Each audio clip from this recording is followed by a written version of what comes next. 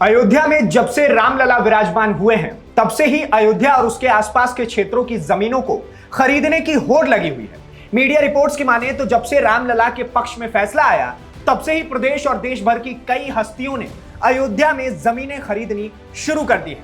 और बड़ी बड़ी हस्तियों के अलावा जमीनें खरीदने के मामले में योग गुरु बाबा रामदेव का भी नाम है। साथ ही श्री श्री रविशंकर और अडानी ग्रुप का भी बड़ा नाम बताया जा रहा है कि इन तीनों ने जहां पर जमीन खरीदी है उसे सेना के बफर जोन के रूप में नोटिफाई किया गया था। आपकी जानकारी के लिए बता दें कि बफर जोन वो जमीन होती है जो सेना की फील्ड फायरिंग और तोपखाना प्रैक्टिस के लिए आरक्षित जमीन के आसपास के इलाके होते हैं। यह जमीन अधिसूचित भूमि हो सकती है जिसे कोई व्यक्ति खरीद या बेच सकता है। हालांकि इसके लिए उसे यह सुनिश्चित करना होगा कि वहां इसका इस्तेमाल सीमित तौर पर किया जाए।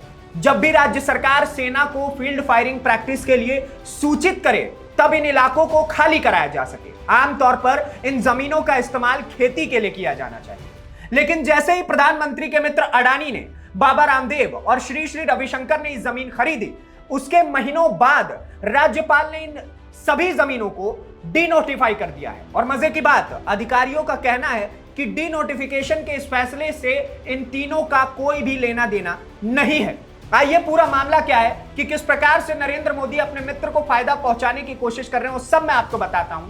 इससे पहले आप मेरा परिचय जानिए। नमस्ते, मेरा नाम नीतीश ठाकुर है और आप जनहित टाइम्स देखना शुरू कर चुके हैं। दरअसल बीते दिनों इंडियन एक्सप्रेस की एक रिपोर्ट प्रकाशित हुई थी जिसमें अयोध्या के आसपास की जमीनों की खरीद को लेकर आरटीआई से प्राप्त जानकारी का प्रकाशन किया गया था। इसमें बताया गया था कि अयोध्या के राम मंदिर से सिर्फ 5 किलोमीटर दूर माझा जमथरा नाम के निर्जन गांव में अडानी ग्रुप की सहायक कंपनी होम क्वेस्ट इंफ्रास्पेस ने 1.4 हेक्टेयर के आसपास जमीन खरीदी थी। यह खरीदारी नवंबर 2023 में पूर्व भारतीय जनता पार्टी विधायक सीपी शुक्ला की फर्म से की गई थी।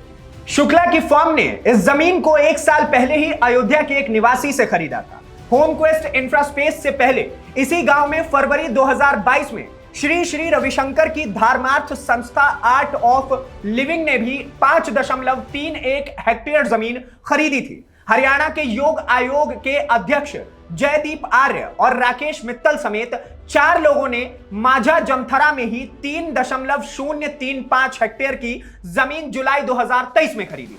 ये चारों योग गुरु रामदेव के भारत स्वाभिमान ट्रस्ट से भी जुड़े हुए हैं। एक रिपोर्ट में यह भी बताया गया है कि यह जमीन सेना की फील्ड फायरिंग और तोप चलाने की प्रैक्टिस के लिए जो जमीन बनी हुई है उसके ठीक बगल में।